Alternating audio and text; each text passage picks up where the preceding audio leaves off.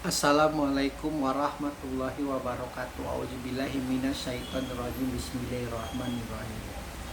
Fala sadaqa wa la sala. Dia tidak membenarkan tanda kurung Al-Quran dan Rasul dan tidak melaksanakan sholat. Jadi ada sekelompok dalam penggiringan itu, ada bagian kelompok mereka yang menisbikan, yang sama sekali tidak membenarkan Al-Quran, sama sekali tidak membenarkan Nabi dan Rasulnya. Itu tingkatan paling atas. Lalu kemudian dan kelompok-kelompok yang tidak melaksanakan sholat, tidak melaksanakan proses syari mereka ketika mereka sudah mengikrarkan untuk berla ilaha illallah Muhammad Rasulullah, namun proses untuk ke tahap selanjutnya yaitu proses tahap kedua, yaitu tahap makam syari, mereka tidak melaksanakan. Lalu dengan angan-angan mereka seolah-olah langsung ke dalam proses amali. Makanya ini garis tipis ini yang sangat digemari oleh Lanatullah. Kalau di dalam dunia sains mungkin adalah lubang hitam. Memang sangat luar biasa ini. Mungkin hampir 30-40% dari seluruh manusia dan kaum jin termasuk adalah mereka yang termasuk dalam kelompok ini. Mereka tidak membenarkan Al-Quran dan Rasul serta mereka tidak melaksanakan sholat. Karena kalau hanya di dalam proses syari sholat, namun dalam tahap amalinya mereka masih melakukan kebodohan yang disesatkan oleh Lanatullah, korupsi berjamaah, nepotisme berjamaah,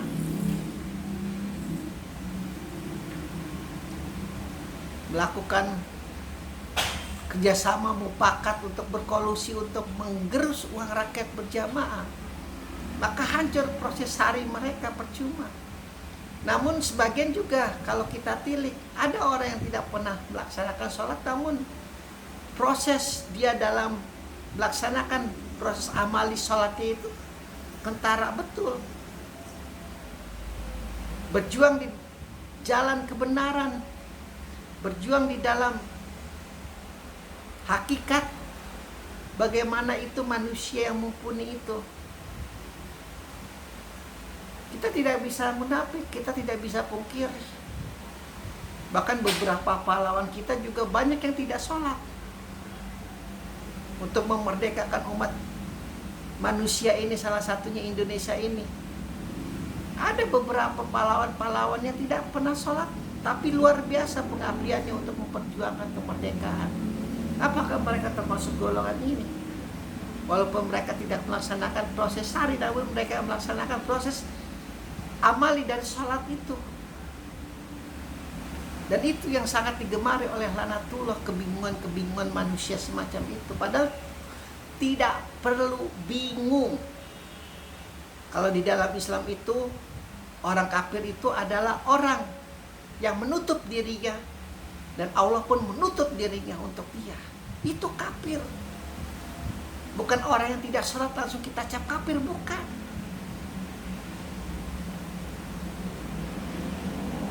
Ngerti nggak? Paham nggak?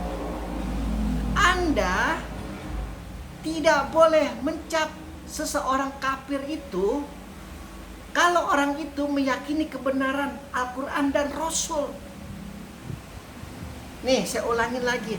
Anda, meskipun Anda sesoleh apapun, sesuci apapun, Anda tidak boleh mencap orang itu kafir kalau orang itu membenarkan Al-Quran dan Rasul, membenarkan seluruh nabi, la ilaha illallah Muhammad Rasulullah. Meskipun dia tidak pernah sholat, tidak pernah zakat, tidak pernah puasa, tidak pernah naik haji, dia bukan kafir. Karena hati tidak pernah tertutup pada Allah. Jangan kebusukan-kebusukan kejahatan-kejahatan, kedengkian-kedengkian kalian, ingin dihormati, ingin dipuji oleh orang lain, gampang untuk mencap manusia itu kafir.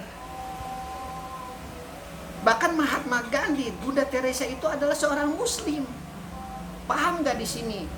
Dia tidak membenarkan Al-Quran, dia tidak membenarkan Rasul. Namun kelakuannya baik, kelakuannya itu manusia. Dan itu adalah muslim. Seluruh manusia itu adalah muslim.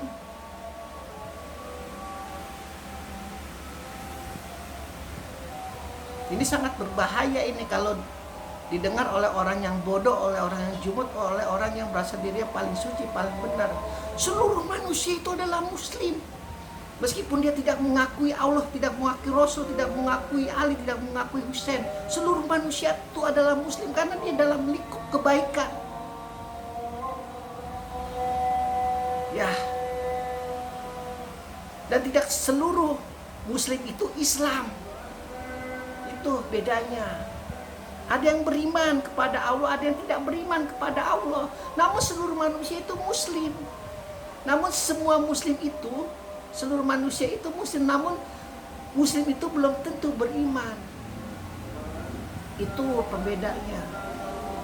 Sebutkan nama-nama yang di dalam sejarah yang dianggap sebagai manusia yang sangat baik hatinya. Itu muslim. Sudah terlingkup dalam lingkup kebaikan. Namun tidak semua orang muslim itu yang beriman. Itu pembedanya lagi. Itu pembedanya lagi. Makanya terkadang mereka itu walaupun mungkin istilah kasarnya salah tempat, orang-orang baik itu masuk neraka, namun kan terkadang mereka juga tidak merasakan panasnya api neraka.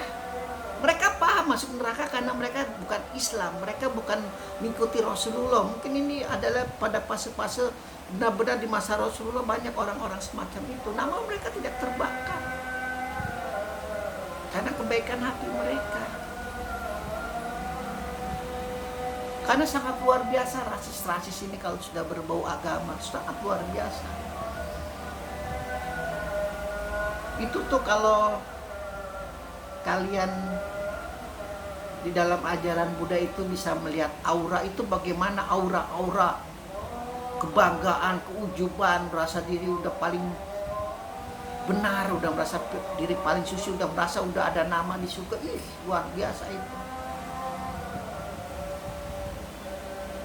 Itu akan mengakibatkan kemalasan untuk berpikir, kemalasan untuk menerima ilmu-ilmu Allah, hakikat-hakikat yang tidak pernah terbatas. Dia terbatas pada dirinya, Islam, Muslim, sholat, zakat.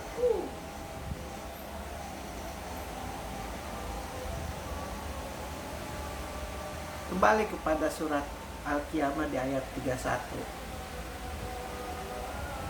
Dia tidak membenarkan Al-Quran dan Rasul dan tidak melaksanakan sholat. Ada sekelompok yang tidak melaksanakan sholat. Sudah tidak melaksanakan sholat, perbuatannya buruk lagi, double.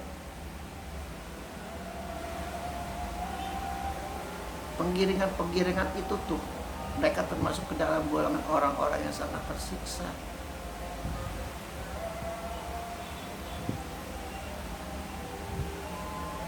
Proses sekali lagi ya, dimanapun Anda melihat